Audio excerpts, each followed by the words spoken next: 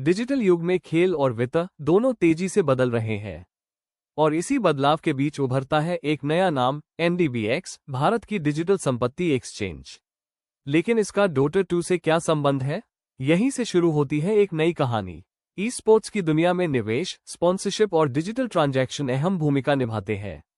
एनडीबीएक्स जैसे platform digital संपत्तियों के सुरक्षित लेनदेन का आधार बनते हैं। ये तकनीक और गेमिंग के संगम की कहानी है।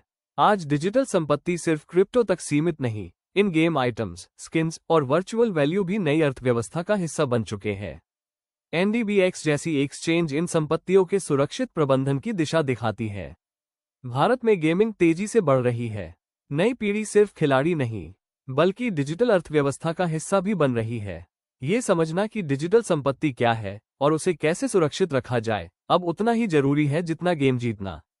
एनडीबीएक्स जैसे प्लेटफॉर्म सुरक्षा, पारदर्शिता और नवाचार पर जोर देते हैं, यानी डिजिटल संपत्ति को एक संगठित और विश्वसनीय ढांचे में लाना।